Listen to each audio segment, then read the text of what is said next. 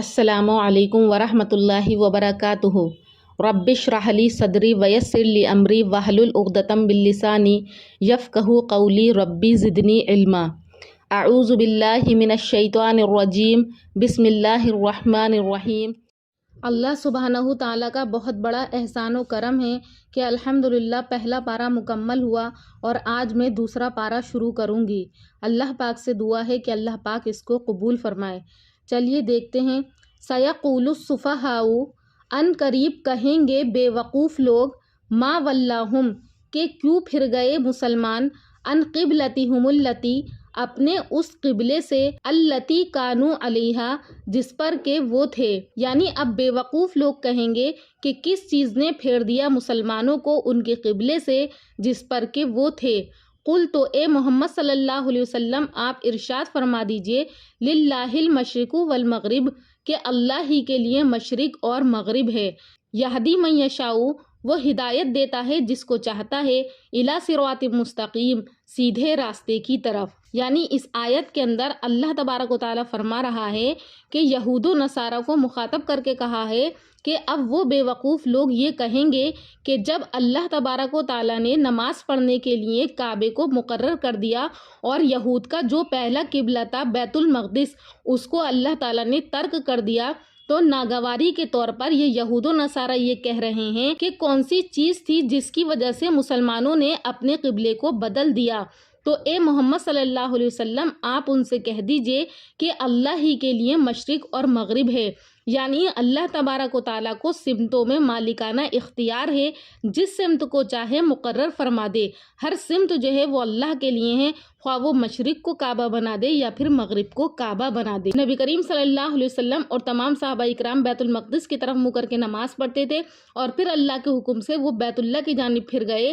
تو یہود و نصارہ نے یہ اعتراض کیا تھا کہ کس چیز کی وجہ سے مسلمانوں نے اپنے قبلے کو بدل دیا۔ اور اسی طرح آگے اللہ تبارک و تعالیٰ ارشاد فرما رہا ہے کہ وَكَذَلِكَ جَعَلْنَاكُمْ، اور اسی طرح ہم نے بنا دیا تم کو، امتًا وسطًا، ایک درمیانی امت بنا دیا، لِتَكُونُوا، تاکہ تم ہو جاؤ، شہداء، گواہ ہو جاؤ، علی الناس، لوگوں پر، وَيَكُونَ الرَّسُولُ، اور رسول گواہ ہو جائیں گے، علیکم شہیدا، یعنی تمہارے اوپر بھی رسول گواہی دیں گے۔ اللہ تعالیٰ کہہ رہا ہے، یعنی ہم کو مخاطب کر کے کہا جا رہا ہے نبی کریم صلی اللہ علیہ وسلم کی امت کو، کہ اللہ تعالیٰ نے جو ہے امت محمدیہ کو ایک معتدل امت بنایا ہے تاکہ ہو تم گواہ لوگوں پر اور ہو رسول تم پر گواہی دینے والے۔ یہاں پر اللہ تعالیٰ نے یہ کہا کہ امت محمدیہ کو وسطاً، درمیانی امت بنا دیا ہے، اور وسطاً سے مراد جو ہے یہاں پر بہترین بھی ہو سکتا ہے کہ اللہ تعالیٰ نے جو ہے امت محمدیہ کو بہترین بنایا ہے۔ تو اس آیت میں امت محمدیہ کی ایک امتیازی فضیلت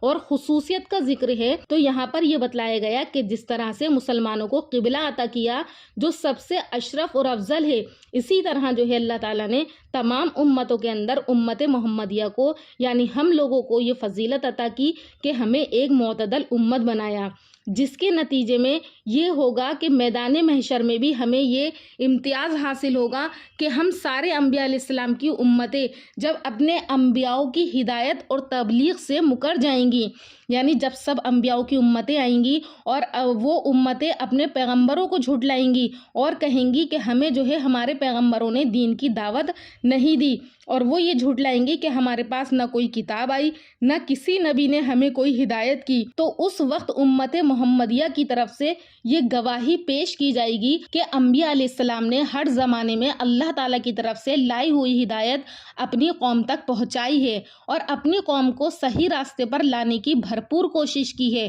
تو وہ امتیں یہ کہیں گی، یعنی امت محمدیہ سے، یعنی ہم لوگوں سے جو پہلے کی امتیں، وہ بحث کریں گی کہ امت محمدیہ تو ہمارے زمانے میں موجود نہیں تھی، اس کو ہمارے معاملات کی کیا خبر ہے، یہ امت ہمارے بارے میں گواہی کیسے دے سکتی ہے۔ تو اس وقت امت محمدیہ یعنی ہم لوگ یہ کہیں گے کہ ہمیں پہلی امتوں کے واقعات و حالات کی خبر ایک سچے رسول نے دی ہے اور اللہ کی کتاب نے دی ہے جس پر کہ ہم ایمان لائے ہیں اور اس کی خبر کو ہم سچا جانتے ہیں، اس لیے ہم جو ہیں یہ گواہی دے رہے ہیں کہ تمام پیغمبروں نے اپنی امت تک جو ہے وہ ساری باتوں کو پہنچایا ہے۔ اس وقت نبی کریم صلی اللہ علیہ وسلم پیش ہوں گے اور ان لوگوں کو یہ جواب دیں گے کہ بے شک یہ امت محمدیہ صحیح کہہ رہی ہے اور اللہ تعالیٰ کی کتاب اور میری تعلیم کے ذریعے سے ان کو یہ حالات معلوم ہوئے ہیں، یعنی ہماری گواہی پھر نبی کریم صلی اللہ علیہ وسلم دیں گے۔ تو اسی بات کو یہاں پر کہا گیا ہے کہ امت محمدیہ جو ہے